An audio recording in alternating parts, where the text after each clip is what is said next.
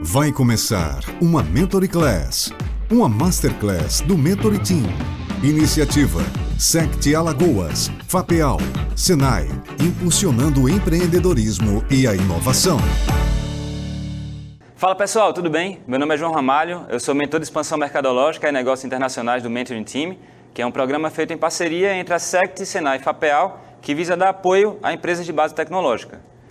Hoje a gente vai apresentar aqui a nossa Mentoring Class e vamos ter como tema o acesso a fundos de Venture Capital. Lidando com startups e com empresas de base tecnológica, a gente sempre discute diferentes fontes de acesso a capital, principalmente de investidores que aportem capital de risco. Hoje, especificamente, a gente vai tratar de um perfil de investidor desse, que é o fundo de Venture Capital. A ideia aqui não é entrar em aspectos regulatórios de constituição do fundo, e sim passar um entendimento prático de basicamente como é que ele se forma, como é que ele toma, como é que ele tem uma decisão, como é que ele determina a tese dele e como o investidor deve estar preparado para receber um investimento desse perfil. Então vamos lá. O que seria um fundo de Venture Capital? Vamos pensar aqui na perspectiva de um gestor, Um gestor de investimento. Ele vai determinar uma tese, ou vai identificar uma tese que ele acha que está em ascensão no mercado, alguma oportunidade que ele acha que faz sentido investir nesse momento. Vamos supor, ele imagina que empresas de educação com soluções em inteligência artificial são um segmento que, nesse momento, faz sentido a gente investir em alguma startup, em alguma tecnologia desse tipo. Então, basicamente, o gestor ele vai construir essa tese, ele vai criar uma política de investimento e ele vai captar esses recursos com investidores do mercado. Investidores de perfis diversos, Ele pode captar com bancos de investimento, com fundos de pensão, com bancos de desenvolvimento, bancos comerciais, ou até pessoas físicas que têm um perfil de investidor qualificado. E, a partir daí, inicia-se o processo de escolha de projetos que encaixem com aquela tese que foi pré-determinada.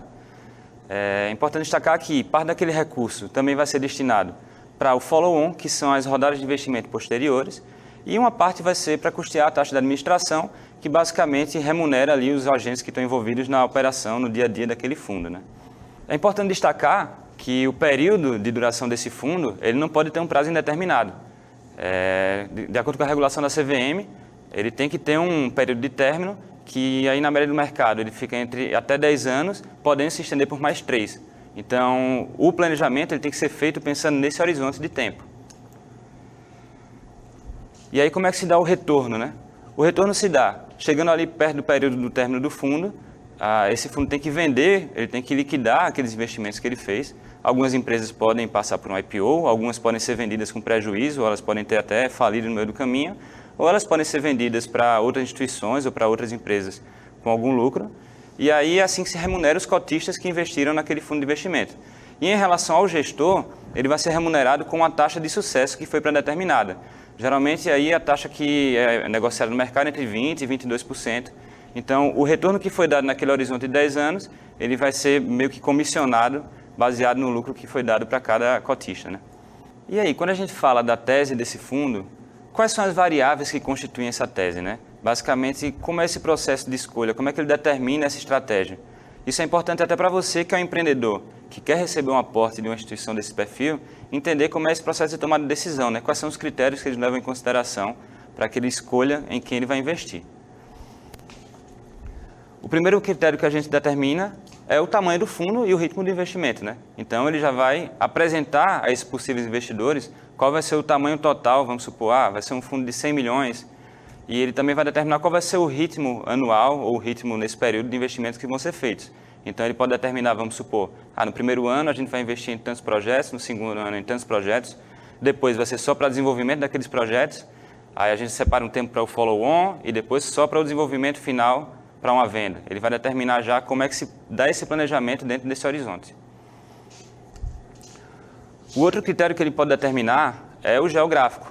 Qual vai ser basicamente a segmentação geográfica daquela tese. Então, vamos supor, ele pode determinar que é uma tese global, vai investir em empresas de toda a América Latina, ou são empresas só brasileiras, ou são empresas só de uma determinada região do Brasil, empresas que estejam fora ali do eixo Sudeste e Sul. Ele basicamente vai, dentro daquele plano que ele traçou, determinar qual a divisão geográfica que faz sentido para aquele tipo de estratégia. Um terceiro critério que é avaliado é o de estágio de maturidade dos projetos que eles vão escolher. pode ser uma empresa que está ali no estágio inicial, pode ser uma empresa que está na fase de tração, uma empresa que está ali já em consolidação. Então, essa perspectiva de risco-retorno também, dependendo de qual estágio de maturidade que a empresa está, é algo que vai estar predeterminado na estratégia do fundo. Outro fator é o ticket médio, ele já vai predeterminar assim, a gente está pensando em investir até 3 milhões por projeto inicialmente e mais 3 milhões nas próximas rodadas, ele vai determinar ali 10 milhões por projeto, ele já vai meio que pré-estimar qual vai ser o ticket médio que ele vai direcionar para cada projeto investido. Então ele vai determinar já quanto é que vai ficar de reserva para follow-on nas próximas rodadas e também quais vão ser os critérios de governança daquele fundo em relação àquele projeto. Então ele vai querer nomear um conselheiro, ele vai querer nomear algum membro da diretoria, ele vai querer ter alguma influência maior no processo de tomada de decisão naquele dia a dia, ele já vai determinar as regras do jogo ali em relação à influência que o fundo pode ter na administração daquele projeto. A tese também vai determinar se aquele fundo vai ter uma postura de co-investimento, ou seja, pode ser que ele nem queira liderar essas rodadas, ele pode ter selecionado projetos baseados em outros fundos que tomam essa decisão. Então, basicamente, ele pode ter uma série de contatos ali e ele determina, se esse fundo daqui, que é um fundo parceiro, ele confiou naquela empresa e ele acha que aquele ali é um projeto que faz sentido a gente investir, o equivalente ao que ele investiu, vamos supor, se você coloca 1 milhão, coloca mais 1 milhão. Ele pode ser um fundo que só segue, basicamente, a liderança de outros fundos. Ou ele pode querer ser o líder mesmo, ele pode querer estar no processo realmente de escolha, de prospecção dos projetos que vão ser investidos. E por último, ele vai dar uma expectativa em relação aos retornos esperados, né? Isso daí vai influenciar no que ele tem, digamos, do apetite de risco que ele vai tomar. Se ele espera um retorno maior também, ele às vezes tem que estar aberto a um risco maior, a investir em projetos que demandem mais risco.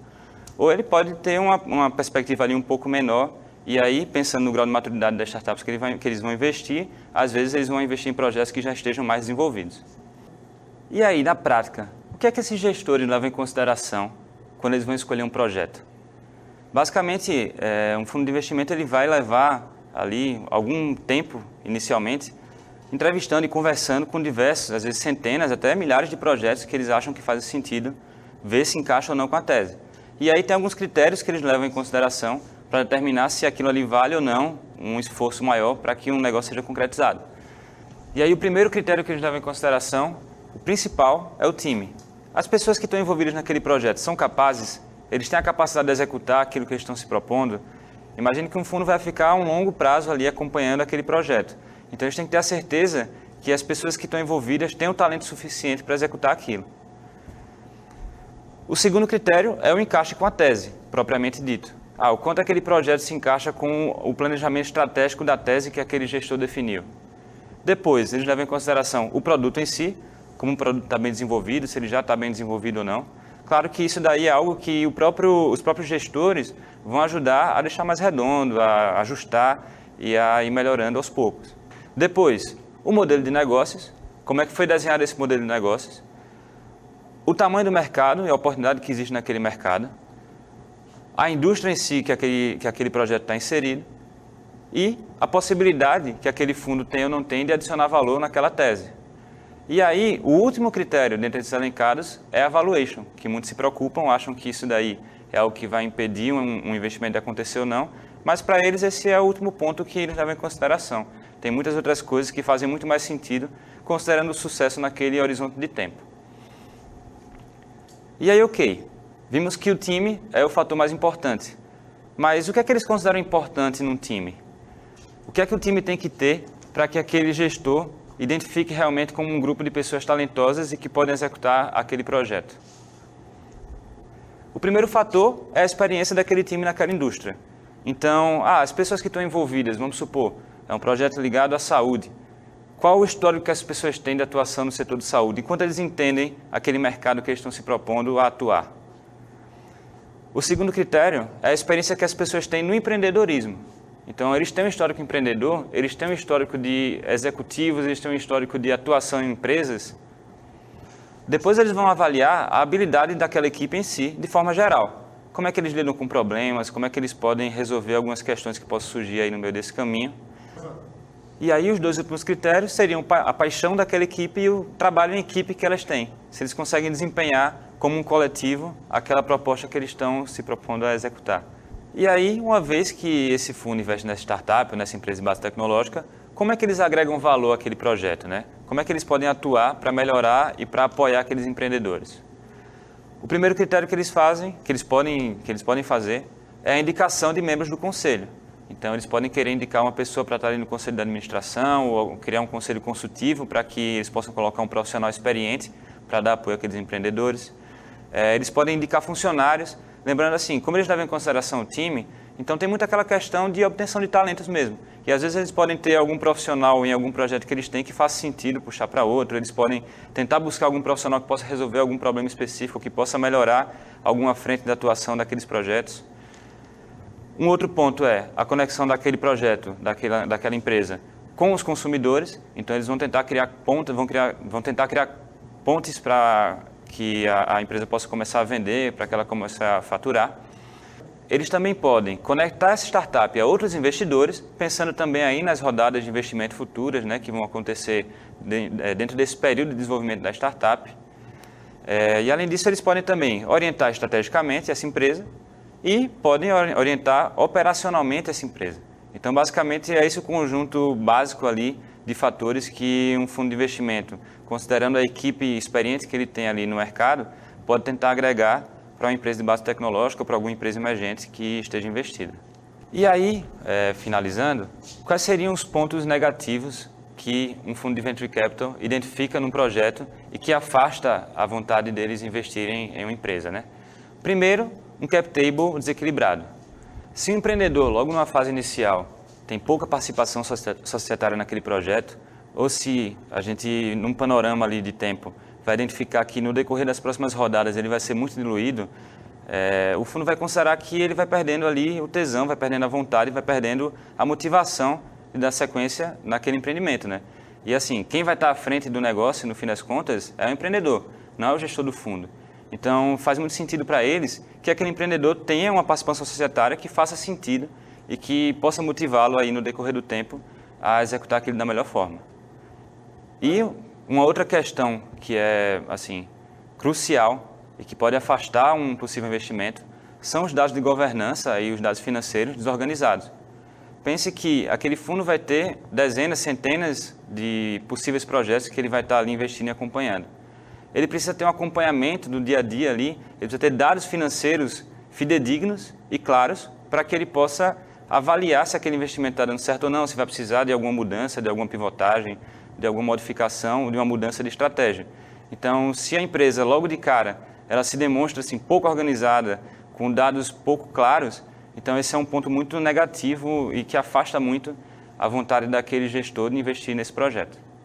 Então, pessoal, hoje falamos um pouco sobre fundos de Venture Capital, como eles se constituem, como eles desenham a tese deles e como eles captam recursos, como eles investem em projetos, como é que eles tomam essa decisão de qual projeto investir e como eles apoiam esse empreendedor.